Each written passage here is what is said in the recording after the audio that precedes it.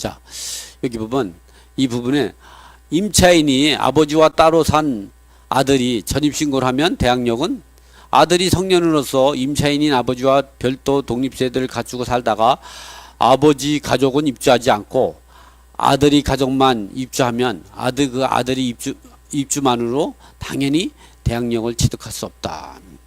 이번에는 뭐냐면 예, 그러나 성년인 경우에도 종전 주민등기 동일세대로 함께 있다가 아들이 먼저 대항력권을 갖춘 경우는 아들이 전입신고 시점을 기준으로 해서 동일세대를 취득한다.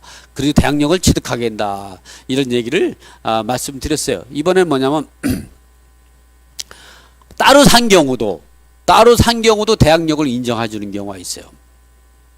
이렇게 아버지가 임차인이고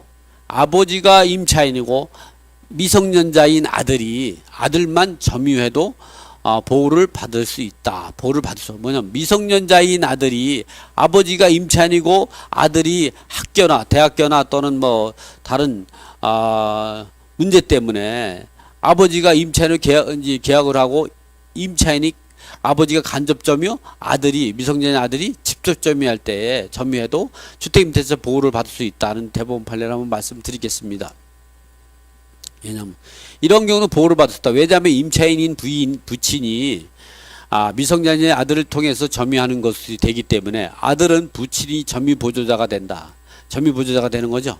아들이 직접 점유하면서 아들이 직접 점유와 주민등기라는 두 가지 대항 요건을 갖추고 있는 동안 임차인인 아버지가 대항력을 유지하게 된다. 이렇게 아버지인 임차인이 대항 요건을 갖추지 않았다고 하더라도 그의 동거 가족 등 이른바 점유보조자 아들에 의해서 미성년자 아들에 의해서 임차주택의 대항 요건을 갖췄다면 당해주택이 임대차의 목적물이 되더라도 사실이 충분히 공시될 수 있고 아들이 점유만으로 대항력을 취득하게 된다.